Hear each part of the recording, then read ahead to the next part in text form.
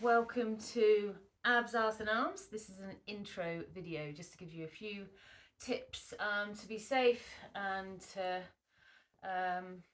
do it more if you feel that you can do it more. So the first tip for safety of your back is with your hands like this. When we're doing our leg raises and variations on different types of leg raises, I change the exercise about every minute. So with your hands like this, you can put your hands underneath your hips, and what that does is keep the lumbar flatter on the mat. So let's say we're doing straight up and down leg raises. Make sure you exhale as you bring those legs up. That's the hardest bit on the core, so you exhale. This is one of the last exercises we do, so we're fully warmed up by the time we can do these. Yeah, and keeping your hands underneath will really support your back, especially when you're just starting this kind of exercise. In time, you will probably get stronger and you might want to lose that, so you can use your weights when and if you might get them, and you can do something a bit more like this. In fact, this is one of the first ones we do. So you're actually using your arms at the same time, but as you can see, even with my legs, when they get all the way down here, I still don't have a gap under my lumbar. I do a lot of yoga, and that has actually really flattened out that what is a natural curvature of the spine anyway, that little indent in your lumbar. I still have it, but mine's pretty flat. Anyway, for right at the end of class, I know I'm skipping a few things here because I've forgotten. I've got a couple of blocks. You don't have to have blocks. It can be anything that you can prop your elbows up on for when we try and stretch out the abs. Abs is quite a difficult thing to stretch. And when we try and stretch out the abs, yeah, well, I'm just raising my elbows quite significantly so that my abs can stretch. Just a sphinx might work for you with the elbows just underneath, but I definitely need and have the ability to prop myself up. So if you've got something like that, and especially if you've got a natural back bend, some of us are natural back benders, some of us are natural forward folders. We do, not many, but we don't do planks for long, but we do some planks. And so there's a way to be in a plank which is going to help you. And it definitely isn't a drop through the shoulders of the chest and a dip in the back, okay? The opposite to this is what you need. You lift the stomach, tuck the tail, and push the mat away. See how rounded across the shoulder blades I've become here?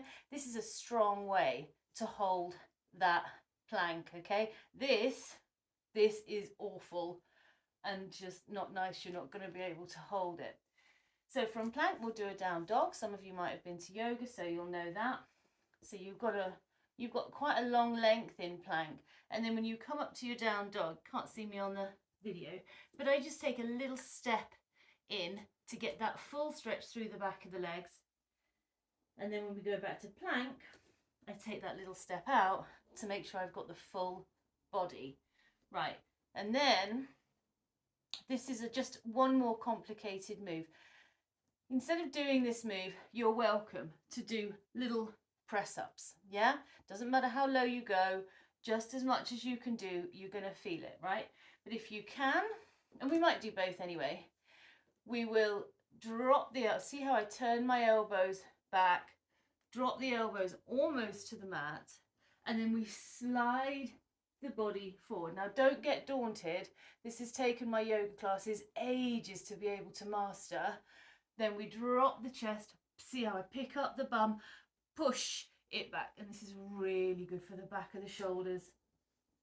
Drop it, slide it. Except for Steve. Steve just managed to master this straight off, which he was so pleased because it hasn't been the case in a lot of yoga classes.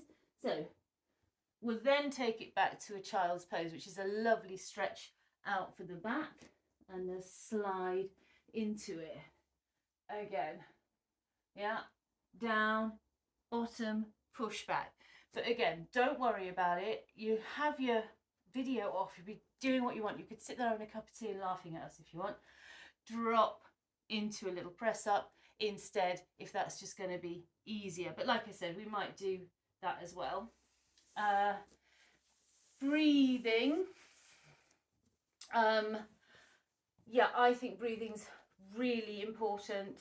So when you're doing the effort, which is usually the crunch, I say make that the exhale. So if you think of your tummy here as like a jaw, like an open mouth, it kind of works, doesn't it?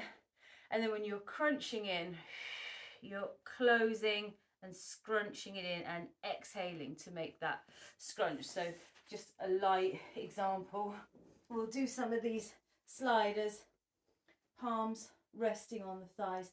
Up we come. That's the exhale. It's kind of obvious, but when you're thinking, oh my God, what am I doing? You might forget that. But anyway, throughout the whole 20 minutes, I'll be saying this is how you're breathing.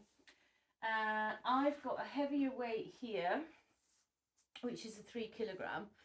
And you may or may not have weights. You may or may not want to start off with weights.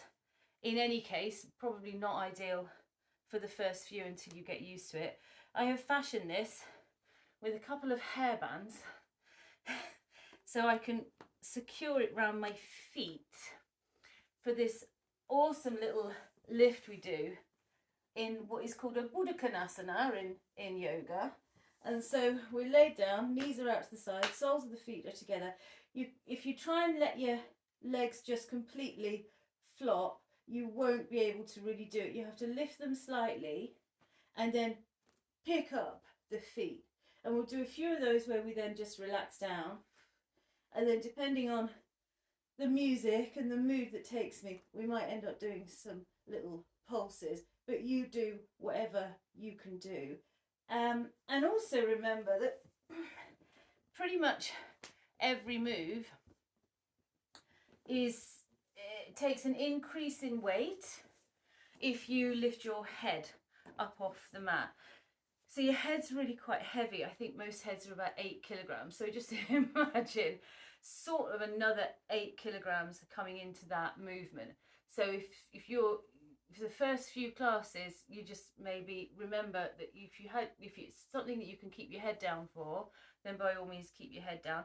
And then as your body gets used to what we're doing, have your head up. Usual story, don't yank your head forward. There is a time when it's quite nice to support your head, but just make sure you're not really yanking and pulling on the neck. Last couple of minutes is a few stretches. The middle song, there's always 5 songs. I make it so there's always 5 songs. The middle song is a standout song.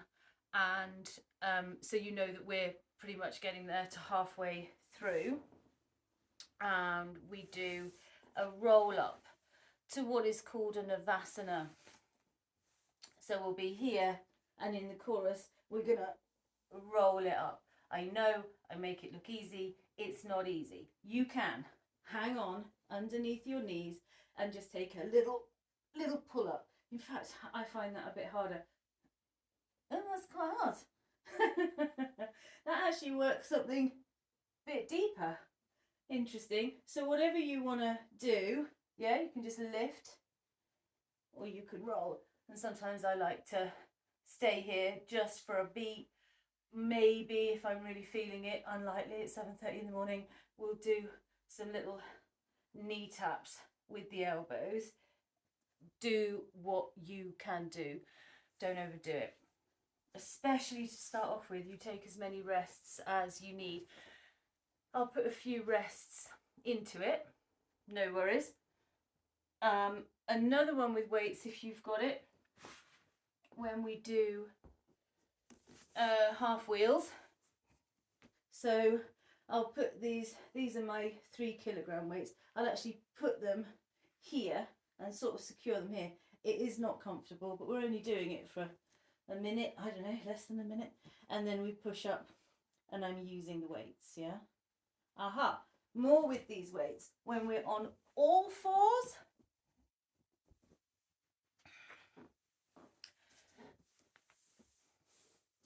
can have a weight underneath the knee. I did used to have heavy weights strapped onto my legs. I think they're in the boot of my car and have been for a long time. So they might have to come out at some point, but I'm still working up to full abs strength really. So we'll have the weights here and a bit like a cat-cow, you know, when you do this, right? But we'll tuck our toes and pick up the knee and then drop. Take an inhale as you drop the back into a hammock and stretch the abs looking up. Start the exhale, lifting from the navel, gone right into yoga mode now. Lift. See how I've tucked my tummy super tight in. Drop, inhale. In this position is the 4th song. And then the one after this is only a couple of minutes. So we'll lift that knee out to the side. And what I'm not doing is pulling the whole hip up and out, yeah? I'm not doing that. You're making a crunch in the buttock and the outer thigh, and you're not lifting and twisting the whole back, yeah? So you can't actually raise it that high. You hit the crunch point quite quickly when you're not bringing the back into operation. The only thing the torso is doing is trying to keep a little lock of the tummy.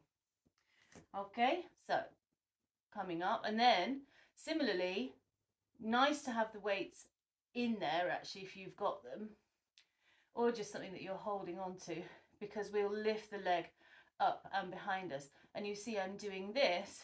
What I'm not doing, I drop my weight, is this, yeah? I'm not pulling the back in, I'm not stretching the leg out. I'm keeping that tight lift of my tummy and just raising, feeling that crunch point in the buttock, in the back of the thigh.